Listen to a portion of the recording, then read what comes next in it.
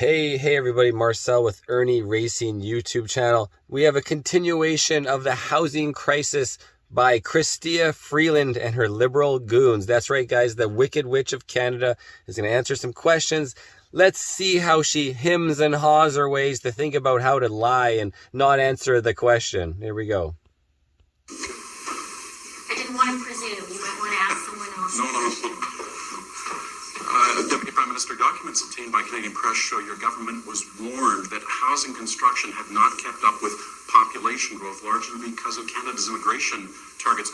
Why did your government not heed that warning and lower immigration levels? Thank you for the question, Simon. And let me say this. As a country, Canada is probably the country in the world which is the most welcoming of new Canadians, which is the most welcoming of immigrants. And as finance minister... Except if you're welcoming immigrants who don't even want to be Canadians, which nobody cares. I have to say, that is a huge economic strength. It is a real driver of our country's economic growth, and at a time when all of the industrialized countries in the world are facing huge demographic challenges, we are extremely fortunate as a country that we have the social capacity to The social capacity? What? welcome immigrants. Extremely fortunate as a country that we have the social capacity to welcome immigrants. So you and I, we have the social capacity to welcome 500,000 or more immigrants per year. Just in the last 3 months over summer, hundreds of thousands of immigrants. Toronto can't keep up with shelters. Canadians can't keep up with homes or rent or mortgages. The interest rates are sky high because of your inflation. Printing money, you're counterfeiting money, you're creating money and just put it into the market. Just to pay off all your debts, to buy things you want, but you're just buying them with fake money and all our money becomes worthless now. Just down. They want $9 for a little pack of pine firewood now at the gas station. Even down in here in the States, same thing with the Biden crew. They're just ruining the U.S. and the Democrats. They're not even Democrats. I mean, they're extreme left. Let's reset the world. And here you have Freeland answering the question. She lets in so many immigrants illegally and legally. You are quite right that if we want to be a country that welcomes new Canadians, and I strongly believe that's the right thing for all of us, we have to build more homes faster. And so you haven't built more homes faster, and you're not going to build homes more faster tomorrow. So stop the immigrants coming in then. That's one of the reasons I'm here. Our government is totally committed to getting more homes built for Canadians. You have seen that unrelenting focus for weeks and weeks and weeks, for months and months and months. Weeks and weeks and weeks and months and months and months. What about years and years and years since 2015? What has been going on with all the red tape on the building houses? You can't even buy a piece of land and put your RV on it. You aren't even allowed to. There's so much bullshit bureaucracy out there. People are getting kicked off their land because they don't have we're hooked up to your sewer. They're trying to make it impossible to live off the grid, yet at the same time, you're always promoting the environment about not holding, but you want everybody to suck their electric cars off the grid.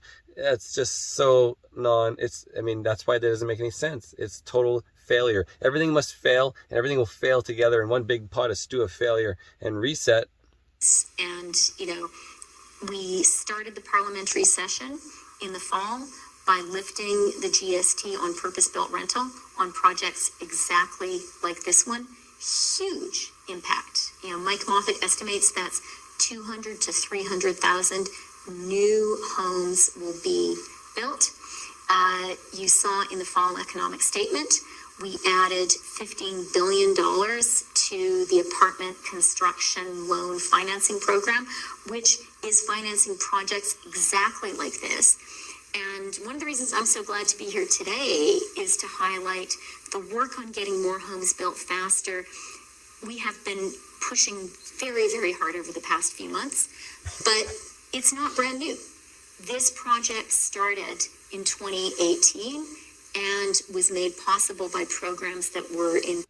You have a program you started in 2018, but it's just been weeks and weeks and weeks and months and months and months. Place then. And the final thing that I will highlight when it comes to getting more homes built faster, which we absolutely need, it is the most pressing economic and also social priority, is the Housing Accelerator Fund. That is having a transformative impact. That is something that was launched in the 2022 budget. There was a lot of eye rolling, a lot of skepticism. Will this ever happen? Will it make a difference? Well, it is. It's being rolled out. We did a deal with Toronto before the end of the year, and that will mean more than 50,000 additional homes get built. And yet right now, Toronto's complaining about how they can't.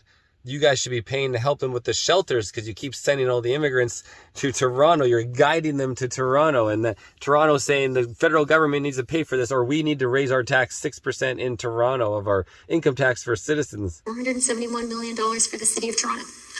Madame Deputy Premier Ministre, puis-je voir la même réponse en français pour Radio-Canada sur les problèmes avec les logements?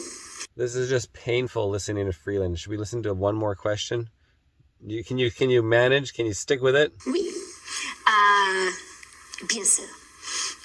Alors, notre gouvernement est consciente que le logement... No, never mind. Et on est là. All right, fast forward. Second question, Deputy Prime Minister. What's Canada's position on the merits of South Africa's case against Israel at the International Court of Justice? Thanks for the question. We're aware of the filing, and our government is reviewing the case carefully. Why won't Canada take a position on this, though? Okay, en français, la même question, s'il vous plaît. On est conscient de cet engagement is reviewing the case carefully. Why won't Canada take a position on this, though?